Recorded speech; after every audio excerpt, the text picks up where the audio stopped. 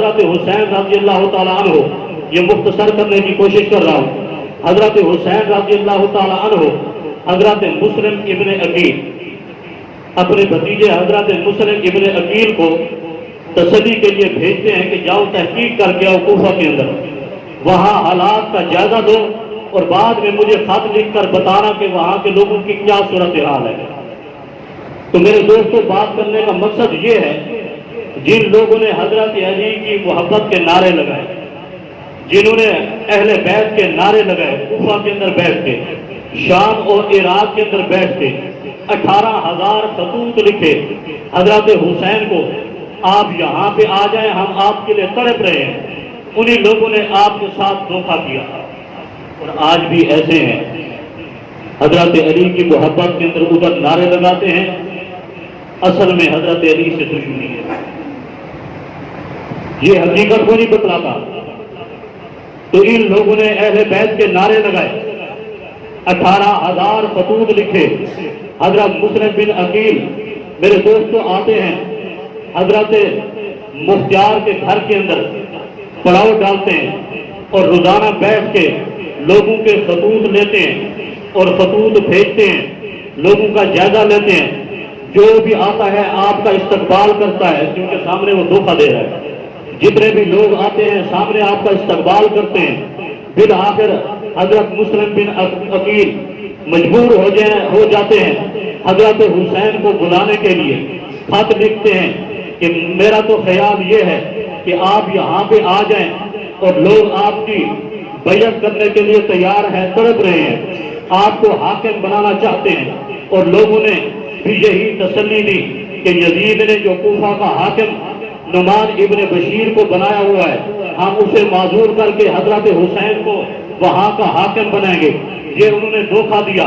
میرے دوستو، جب حضرت حسین کے پاس کافی تعداد کے اندر خط پہنچے، حضرت حسین نے آنے کا ارادہ کیا، لیکن میرے دوستو جب حضرت حسین چلنے لگے، راستے میں عبداللہ ابن معیط ملتے ہیں اور کہتے ہیں کہ اے حسین کہاں جانے کا ارادہ ہے؟ حضرت حسین کہتے ہیں کہ ایسے ایسے میں وہاں پہ جاتا ہوں، کوفہ کے لوگ میرے لیے بیعت کے لیے تڑپ رہے ہیں۔ لیکن حضرت عبداللہ ابن معیط کہتے ہیں کہ نہیں، میرا ارادہ یہ ہے کہ آپ نہ جائیں، میں آپ کے لیے خطرہ محسوس کرتا ہوں۔ یہ وہی کوفہ کے لوگ ہیں جنہوں نے آپ کے والد کے ساتھ بھی دھوکہ کیا اور دھوکہ کر کے شہید کیا۔ آج بھی مجھے تو یہی لگتا ہے کہ یہ آپ کے خون کے پیاسے ہیں، یہ کوئی آپ کے خیر خواہ نہیں ہے۔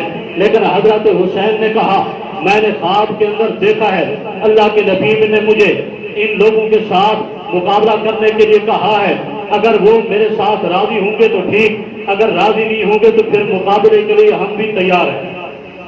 تو یہ تاریخ ہے، تاریخ بہت لمبی ہے۔ بالآخر حضرت حسین وہاں سے چل پڑتے ہیں، حضرت عباس رضی اللہ تعالیٰ عنہ آپ کے بھائی اور حضرت عبداللہ ابن عباس ملتے ہیں، آپ کو روکتے ہیں، آپ نہ جائیں، آپ نہ جائیں، ہمیں خطرہ ہے کہ آپ شہید ہو جائیں گے، لوگ آپ کو قتل کر دیں گے۔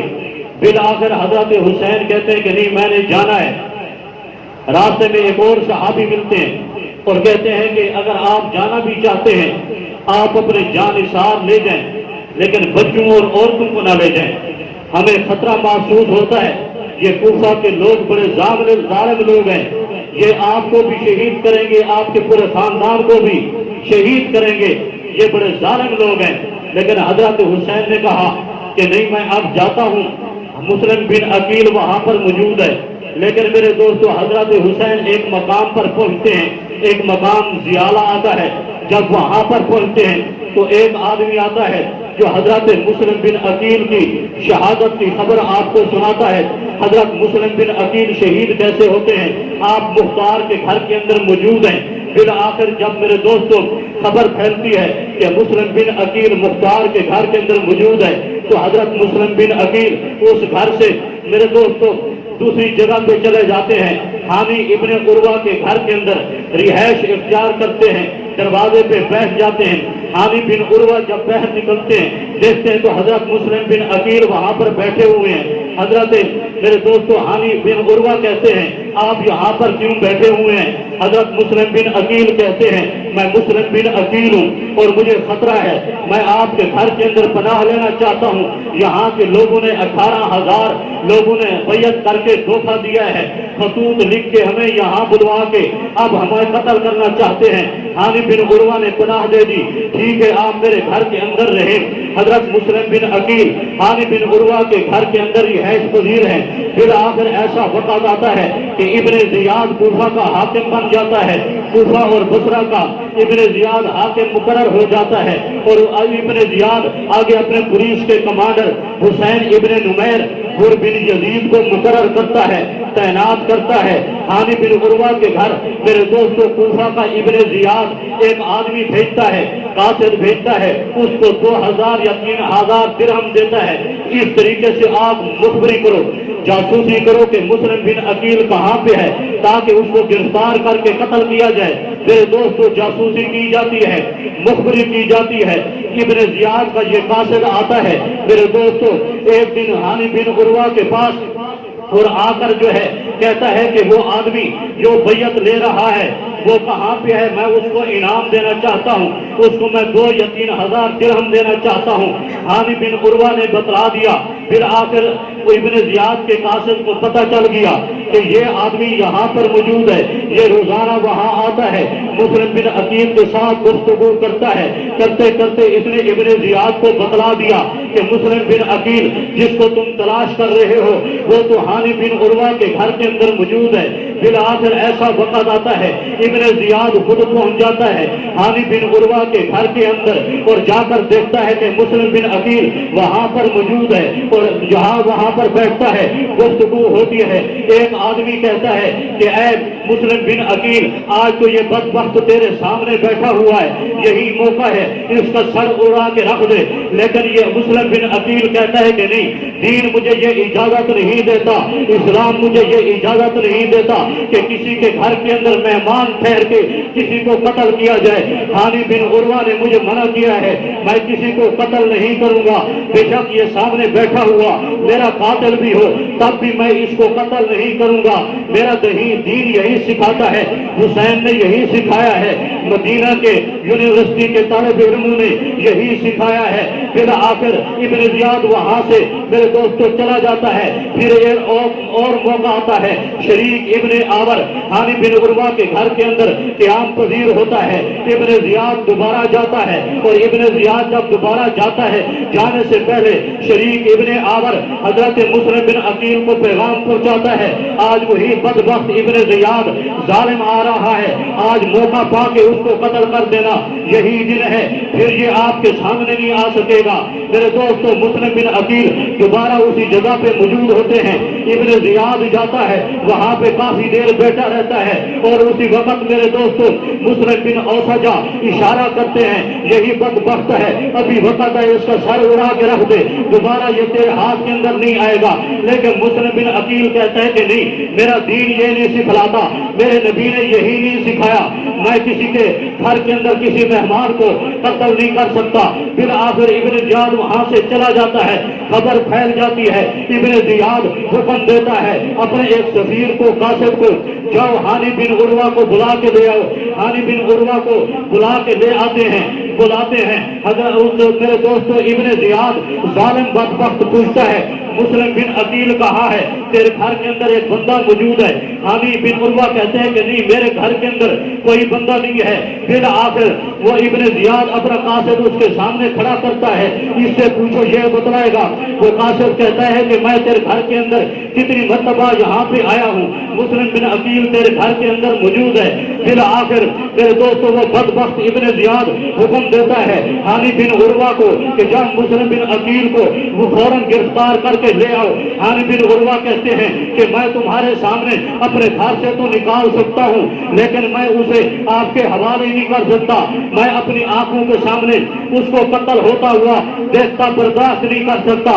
پھر آخر میرے دوستو ہانی بن عروہ کو رسیوں سے باندھ دیا جاتا ہے، آنکھوں کے اوپر نیزے مارے جاتے ہیں، سر کو زخمی کر دیا جاتا ہے۔ پھر آخر حکم دیا جاتا ہے کہ جاؤ مسلم بن عقیل کو پکڑ کے لے آؤ۔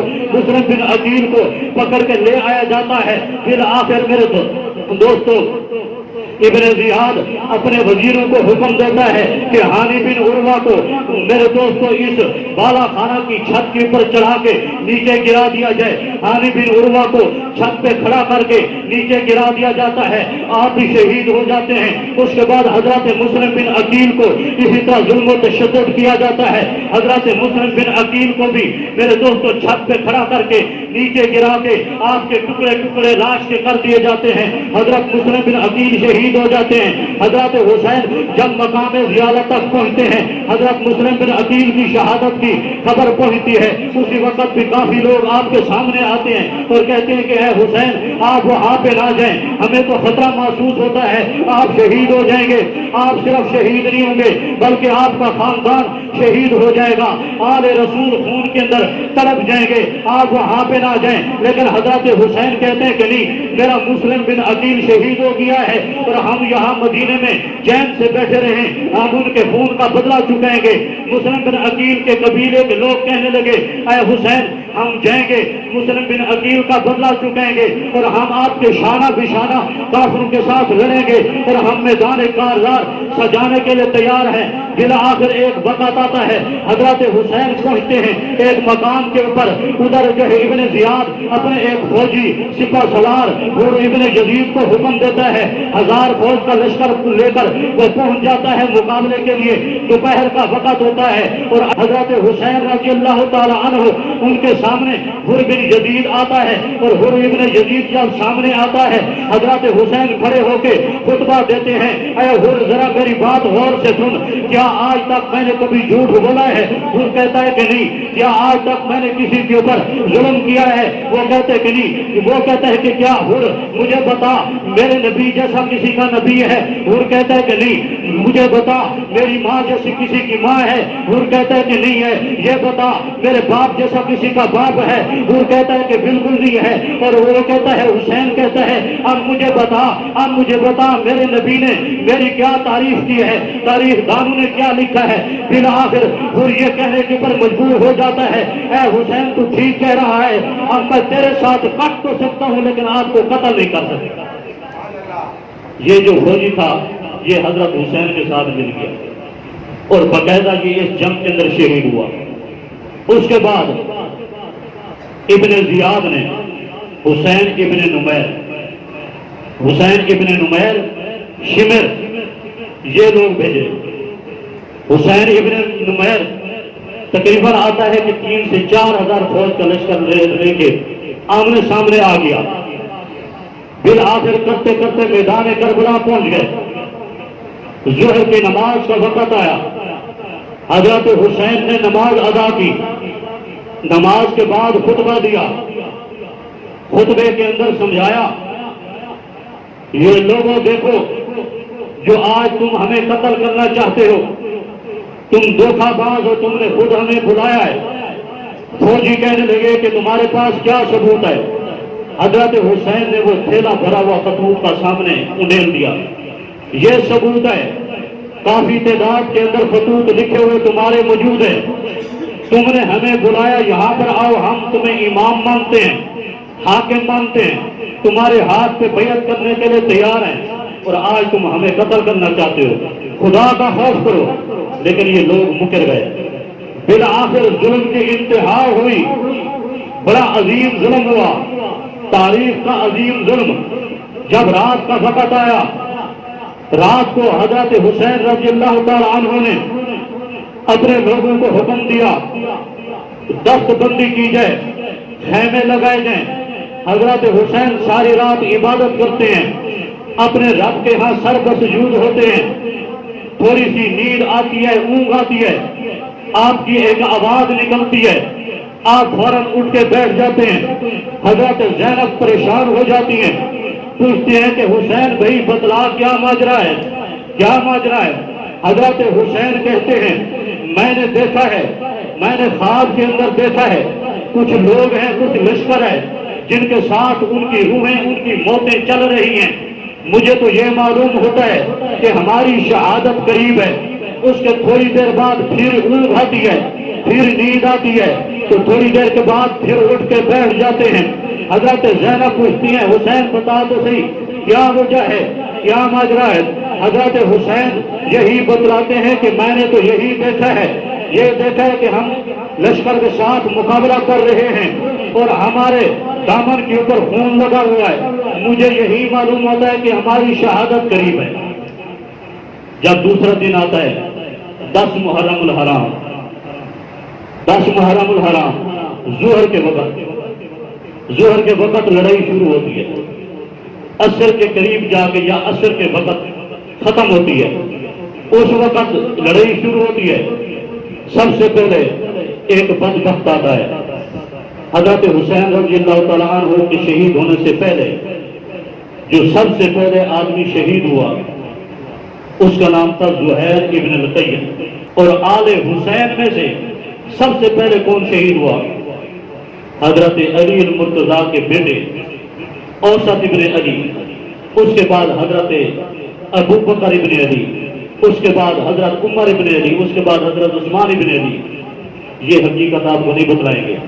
تو بالآخر پہلا آدمی زہیر ابن القیم، اس نے کافی مقابلہ کیا، حضرت حسین کے سامنے آ گیا، آپ کا دفاع کیا، لڑتے لڑتے شہید ہو گیا۔ اس کے بعد گھمسان کی لڑائی شروع ہو گئی، کرتے کرتے میرے دوستو حضرت حسین کے سامنے آپ کا بیٹا علی اکبر آ جاتا ہے۔ میرے دوستو ظلم کی انتہا اتنی ہے، ابن زیاد حکم دیتا ہے کہ ان کو ایسی جگہ پہ لے جاؤ جہاں پہ پانی نہ ہو، جہاں پہ کھانے پینے کی کوئی چیز نہ ہو۔ ہم مانتے ہیں تاریخ کا عظیم ترین ظلم ہوا ہے، بڑا ظلم ہوا ہے، ان کو ان جگہ پہ لے جاؤ جہاں پہ پانی نہ ہو تاکہ یہ نہ پانی پی سکیں نہ کوئی چیز کھا سکیں۔ تو حضرت حسین رضی اللہ تعالیٰ عنہ کے لشکر کو گھراؤ کر کے چلا کے میدان کربلا پہ لے گئے۔ تپتی ہوئی زمین، ریتلی زمین، اور وہاں پہ نہ کوئی پانی ہے نہ کوئی کھانے کی چیز ہے۔ تڑپنے لگے، چھوٹے چھوٹے بچے موجود ہیں، عورتیں موجود ہیں، تڑپنے لگے بھوکے پیاسے کہ ان کو تڑپا کے شہید کیا جائے۔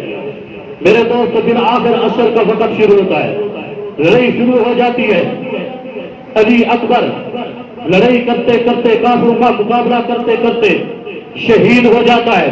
حضرت حسین رضی اللہ تعالی عنہ علی اکبر اپنے بیٹے کی لاش کو لے کے خیمے کے اندر جاتے ہیں۔ جب لاش سامنے رکھی جاتی ہے میرے دوستو یہ تو سب کا ایمان ہے، خون آخر خون ہوتا ہے، رشتہ آخر رشتہ ہوتا ہے۔ آپ کے بیٹے کی لاش آپ کے سامنے ہو آپ کا کلیجہ پھٹ جائے گا، آپ کے بھائی کی لاش آپ کے سامنے ہو آپ کا کلیجہ پھٹ جائے گا۔ میرے دوستو یہ تو 72 تن ہیں، ایک دو بندے کی بات نہیں ہے، پورا میرے دوستو خاندان ذبح ہو گیا ہے، لیکن یہ لوگ پھر بھی گھبرائے نہیں ہیں۔ یہ پردہ دار عورتیں تھیں، نہ تو وہ خیموں سے بہہ رہی ہیں نہ ان کے سروں سے کبھی دوپٹہ اترا ہے، اور نہ فاطمہ کی جب حضرت فاطمہ نے کیا کہا تھا جب ان کی وفات قریب گئی، فرمایا کہ میرا جنازہ بھی رات کو اٹھایا جائے، میرا جنازہ بھی رات کو اٹھایا جائے، دن کو میرے بالوں کے اوپر سورج کی روشنی بھی نہ پڑنی چاہیے، کیونکہ پوری زندگی کے اندر میرے بالوں کے اوپر بھی غیر محرم مرد کی نگاہ نہیں پڑی، تو آج میرا جی چاہتا ہے کہ جب میرا جنازہ اٹھے تو رات کو۔ یہ اہل بیت ہیں،